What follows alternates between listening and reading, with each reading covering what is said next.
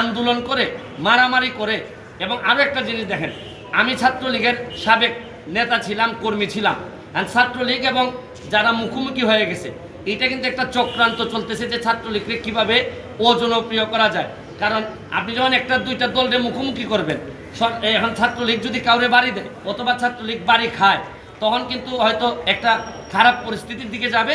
ছাত্রলীগকে আরও অজনপ্রিয় করার একটা প্রক্রিয়া চলতেছে। আমি মনে করি, আমি ছাত্রলীগকেও দাবি জানাবো যে আপনারা প্রকৃত অর্থে যদি কাউকে প্রতিহত করেন, তাইলে যদি দেখা যায় যে এই আন্দোলনের বাইরে থেকে কেউ এসে সরকারের ক্ষতি করতে চায়, রাষ্ট্রের ক্ষতি করতে চায়, তাদেরকে আপনারা প্রশাসনের কাছে হস্তান্তর করবেন, নিজেরা আইন তুলে নেবেন না। আমি আপনাদের এই বড় ভাই হিসাবে বলতেছি।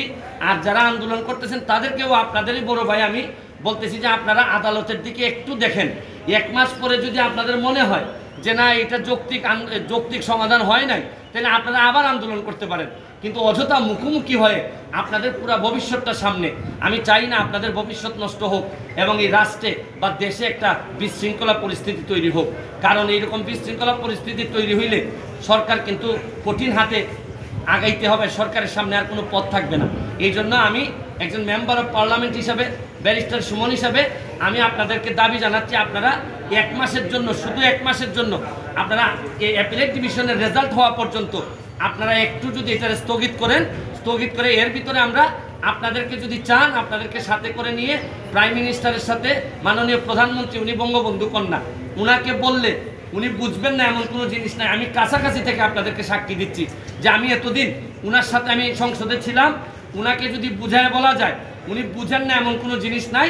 তবে আমার কাছে মনে হয় যে প্রক্রিয়ায় আপনারা আদায় করতে চাচ্ছেন, এই প্রক্রিয়াটা আপনাদের সঠিক না।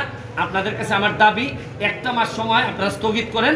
1 মাস পরে সুপ্রিম কোর্টের আদেশের পরে কারণ আপনারা যেটা চাচ্ছেন, আপনারা বলতে চাচ্ছেন যে আপনারা আন্দোলন সরকারের সাথে, আদালতের সাথে না। কিন্তু আপনাদের এই আন্দোলনের যেটা চান আপনারা, এটা যদি আদালত থেকে আসে, তাহলে তো আর আপনাদের আন্দোলন করার দরকার পড়ে না।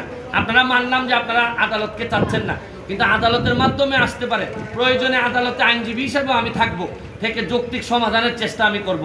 এইটুকু আমি আপনাদের। আপনি বলছেন যে কোটা আন্দোলনকারীরা যদি আদালতে আসে, আপনি তাদেরকে আইনি সহায়তা দিবেন? আইনি সহায়তা ক্লিয়ার করে বলেন। আমি যদি তারা আদালতে আসে, আমি তাদের সাথে থেকে একজন আইনজীবী হিসাবে তাদের এই যৌক্তিক সংস্কারের জন্য যা যা বলা লাগে আমি তাদের পক্ষে বলবো।